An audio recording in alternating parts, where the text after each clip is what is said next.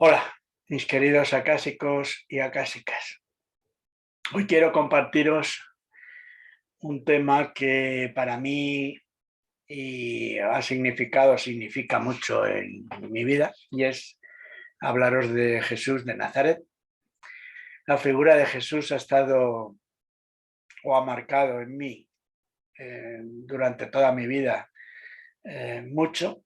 Cuando era pequeño, entre 4, 5, 6 años tendría mi recuerdo, que los domingos íbamos a misa, nos llevaban mis padres, a mis hermanos y a mí, íbamos a misa los domingos, y pues con esa edad el único ratito que yo me quedaba quieto en la misa era cuando leían el Evangelio, porque leer o escuchar las historias de Jesús, sus milagros, sus frases, sus mensajes, me tenían abstraído. Extrañamente, curiosamente, durante toda mi vida la figura de Jesús me ha marcado bastante.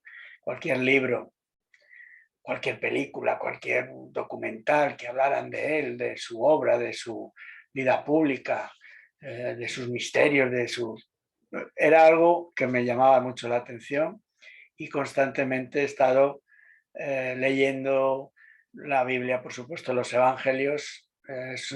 Casi es un libro de consulta, y no lo digo por mi condición de que sea católico, apostólico y romano, que no lo soy.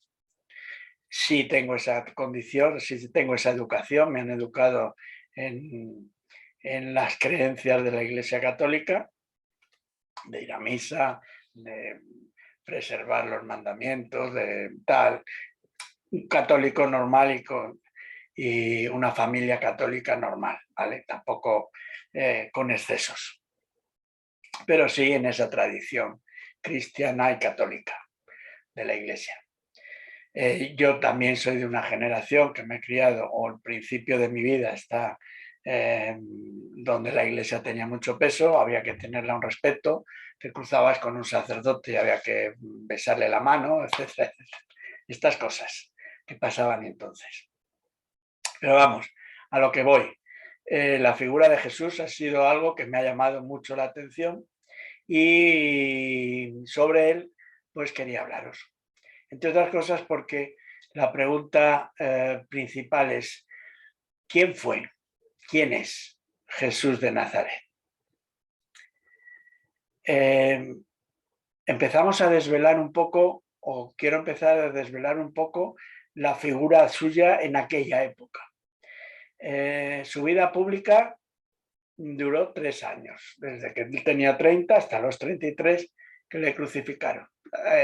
Por lo menos esa es la cronología que nos hablan los evangelios canónicos, que son los que reconoce la Iglesia Católica. Hay otros evangelios, como bien sabéis, apócrifos que llaman, y que nos cuentan también cosas, historias de la vida de Jesús, de María Magdalena, de María la Virgen, etcétera, etcétera. Lo que pasa es que la Iglesia Católica esos apócrifos no los reconoce como buenos, digamos así, y entonces la Iglesia, se basa exclusivamente en los 4 evangelistas que están en el Evangelio reconocido. Y en las cartas de los apóstoles, los hechos de los apóstoles, y esa es lo que la Iglesia reconoce y en la que está basada digamos, su enseñanza. Pero Jesús era algo más de que eso. Y precisamente, ¿quién era Jesús? Es por donde en este pequeño comentario, en este pequeño compartir que tengo con vosotros y con vosotras, pues me gustaría hacer. En primer lugar, la figura de Jesús en aquella época tuvo mucha relevancia por 2 motivos principales, ¿vale? Uno, y casi el que primero captó la población judía de aquel momento, es quién era realmente Jesús. Bien, en los evangelios de Mateo y Lucas, ambos evangelistas en el principio describen la genealogía de Jesús. En Mateo creo que llega hasta Abraham y en Lucas, si no recuerdo mal, llega hasta Adán. Pero lo importante, según la genealogía, que además estos dos evangelistas la incluyen, para dar relevancia precisamente a esa figura de Jesús, diciendo, cuidado, que no estamos hablando de cualquiera, estamos hablando del descendiente del rey David, es decir, el heredero legal, legítimo al trono de Israel. Trono que en aquel tiempo estaba usurpado por el rey títere que pusieron los romanos, Herodes. Por lo tanto, para una población importante judía, la figura de Jesús políticamente era muy relevante, porque estaban viendo que el heredero al trono podía reclamarlo y levantar al pueblo para, primero, echar a los romanos y segundo, echar al rey farsante que habían puesto. Pero la segunda parte de esa vida de Jesús, o como él quiso darse a conocer, no fue por su parte política, sino por su parte espiritual, el mensaje de Jesús. Ese mensaje que ha llegado y ha traspasado los siglos y llega hasta nuestros días. Bien, es verdad que bastante adulterado, bastante descafeinado para lo que él en aquella época hablaba.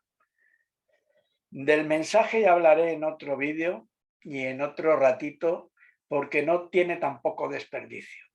Pero sí que me gustaría centrar en este toda la importancia en quién era realmente Jesús de Nazaret. Como digo, según Mateo y Lucas, por su genealogía, heredero al trono de Israel. ¿Quién eran los discípulos? Un heredero al trono coge a un simple pescador, a un simple recaudador de impuestos. Evidentemente, los discípulos elegidos por Jesús fueron gente relevante, de importancia, probablemente empresarios, que pudieran además tener ese peso que a la hora de, además, aprovechado por el Sanedrín para condenarle, para apresarle y para crucificarle, serían piezas piezas de cargo contra Jesús. ¿Por qué? Porque tanto los apóstoles como él formaban digamos, un bloque de peso económico, financiero y político bastante importante como para asustar no solamente al gobernador romano, sino al rey impuesto. Por lo tanto, vemos cómo nos cambia un poco la idea de ese Jesús pobrecito, de una familia pobre y humilde, con unos apóstoles que eran zarapastrosos y que se dedicaban a la pesca o a otras labores nada más que para comer. Probablemente, como digo, Jesús y sus apóstoles eran un lobby de poder, pero que no fue utilizado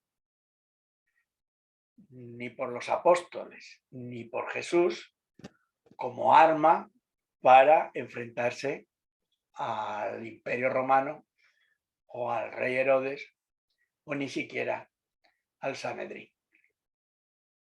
Muy al contrario, la misión de Jesús era darnos a conocer en qué consistía la vida, en qué consistía la encarnación, en qué consistía el estar en este plano dimensional, porque ese era su mensaje.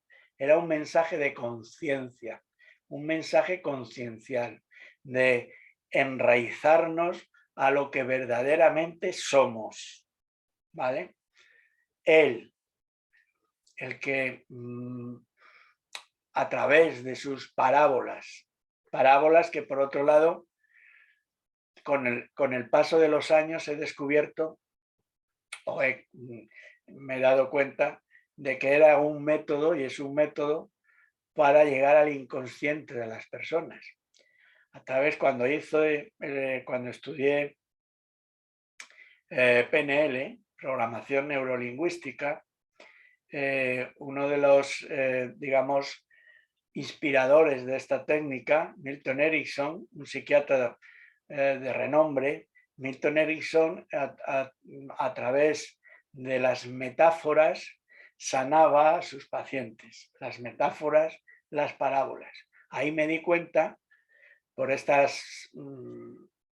obsesión que tengo yo durante toda mi vida con la figura de Jesús, que en realidad él utilizaba parábolas para llegar al inconsciente de las personas y poder llegar a cambiar las creencias, ¿vale? Pero esto ya, como digo, en otro vídeo hablaremos del mensaje, de las parábolas, intentaremos descifrarlas para ver realmente el contenido de ese mensaje.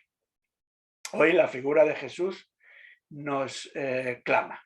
Y entonces, primer punto que quería aclarar o ver o que vosotros entendierais, es que en la época Jesús no era cualquiera, no era un predicador normal al uso que se había dado a conocer porque hablaba muy bien, ¿vale?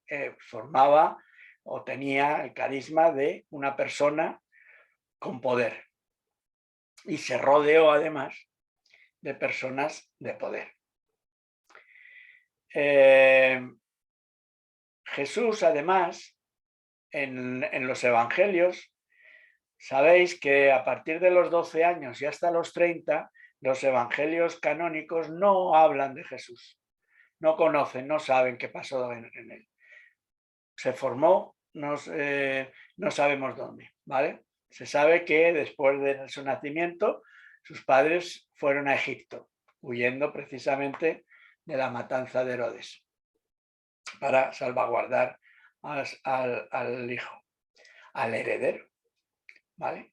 Por lo tanto, podemos ya tener indicios, según los evangelios canónicos, de que Jesús estuvo y se formó en Egipto, pero no solamente en Egipto, descubriendo los misterios de aquel pueblo, sino que además hay indicios de que fue a la India y estuvo en la India formándose también en las ancestrales costumbres y sabiduría de aquel pueblo.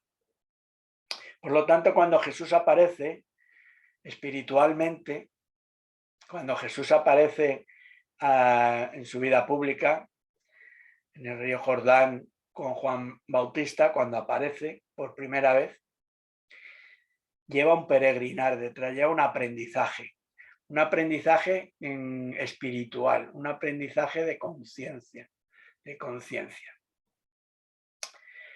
Seguramente en artes o en prácticas ancestrales, como hoy llamamos Reiki, o registros acásicos, o técnicas de sanación a distancia por la metodología hindú. Esa era la condición, por eso su facilidad también para sanar, para llegar a las personas y trabajar con ellas para liberarlas de esos males que las acontecían. La descendencia de Jesús hicieron o hacían o tenían la condición de que pues también las personas con las que se codeaba fueran personas también por la época de cultura, de poder, de poder económico. Bien. Jesús también, porque en la época las costumbres judías eran de que una persona, un hombre, tenía que estar casado. Por ejemplo, cuando entra en Nazaret a la sinagoga y lee las escrituras, que es expulsado de su propio pueblo a pedradas por aquello de que nadie es profeta en su tierra. Cuando le dejan leer las escrituras, es un signo de que él ya estaba casado, porque si no, un judío no podía en la sinagoga leer las escrituras en público. La condición era estar casado. Y a la hora de hablar de las escrituras, de la Torá, era costumbre de que solo las personas, los hombres casados, podían tener esa condición. Ya sabéis que esas costumbres muy ortodoxas y muy cerradas las llevan a rajatabla, aún hoy los judíos. Por lo tanto, si estaba casado, descubrimos a su mujer, María Magdalena, y esta la descubrimos en las bodas de Canaán. Las bodas de Canaán, donde hizo su primer milagro convirtiendo el agua en vino, verdaderamente Jesús tenía que ser alguien importante en la boda, porque cuando el mayordomo va a decirle, oye, es que se está acabando el vino, no se lo dicen a un invitado, no, se lo dicen al anfitrión de la fiesta, en este caso al novio. Y el novio de la boda era Jesús y la novia María Magdalena, que a la sazón tampoco era cualquiera. Entendemos ya que Jesús está,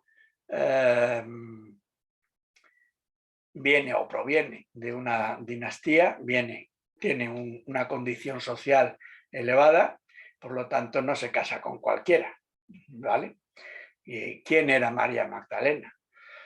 Antes, como he dicho, la genealogía de Jesús le sitúan como descendiente del rey David, de la tribu de Judá, que reinó Israel durante muchos siglos. Pero antes del rey David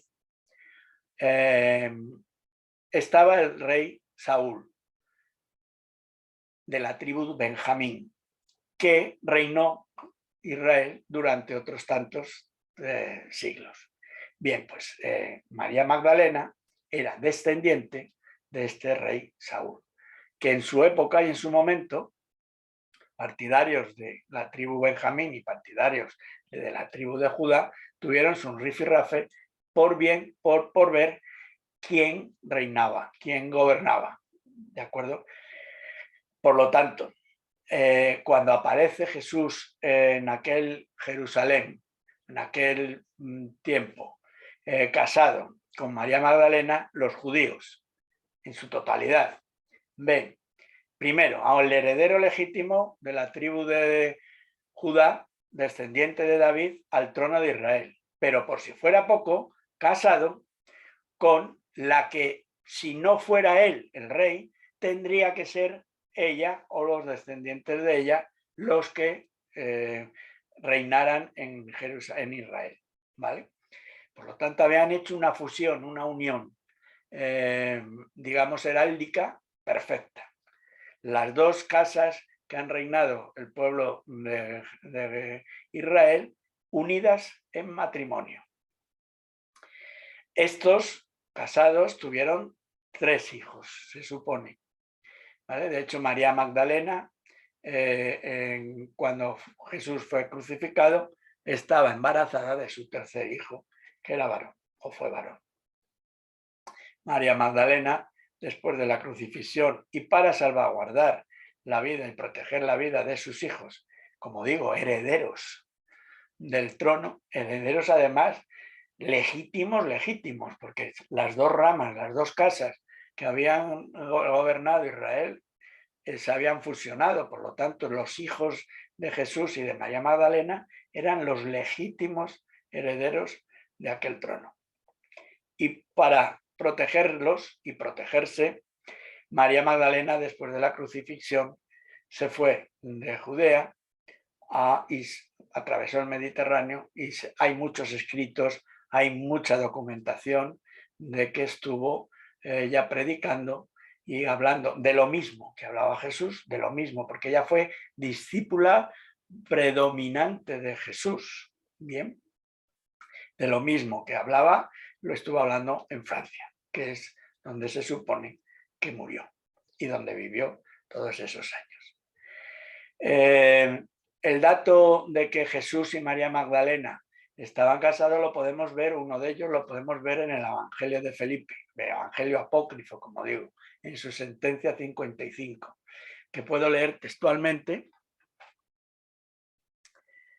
que dice: una mujer que no ha dado a luz a sus hijos puede convertirse en la madre de los ángeles.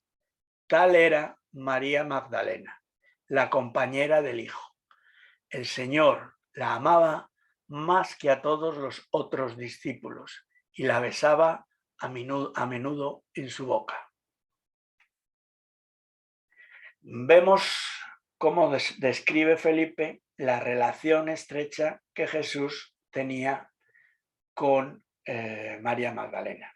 María Magdalena, que por cierto, en el año 591, en un concilio donde el cristianismo primitivo se sustituyó por una religión de Estado, en un cónclave convocado por el Papa Gregorio I, relegó a María Magdalena a la condición de prostituta. Hecho este que ahora la Iglesia Católica actual, hace 200, no sé en qué año ha sido, tendría que mirar, la ha denominado apóstola de apóstoles, es decir, la ha reconocido un valor que el concilio en aquel siglo, en el VI o IV, le hizo el Papa Gregorio I. Bueno, no quiero enrollarme mucho más, os he dado unas claves, unas pautas sobre la figura de Jesús, del que seguramente voy a hablar muchísimo más en otros vídeos, porque ya digo que es una figura que me llama muchísimo la atención. Su mensaje es muy importante conocerlo, porque hoy en día tiene una relevancia total, porque todo lo que esté ocurriendo hoy ya él nos lo comentó, ya él nos lo avisó.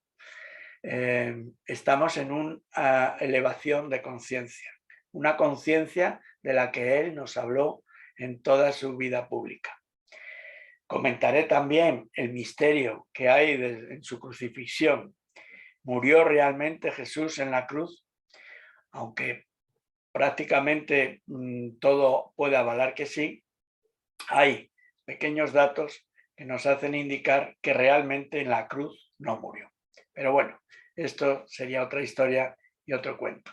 Lo importante, como digo, es la figura de él, verle como realmente era, la importancia política que tenía, la importancia económica que tenía y cómo eso lo echó él a un lado para hablar. Al igual que Buda. Buda, como sabéis, era un príncipe que te lo tenía todo, ¿vale? Y renunció a todo por un mensaje, por descubrir lo que en su vida llamó la felicidad del nirvana, ¿vale? Pues Jesús prácticamente, con un poco más de detalle, nos describió cuál era el camino que teníamos que seguir, en la conciencia,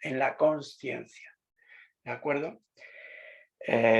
Cualquier cosa que queráis preguntarme, podéis hacerlo a través de este canal. Yo intentaré contestaros cualquier duda que os surja, cualquier tema que queráis hablar o preguntar.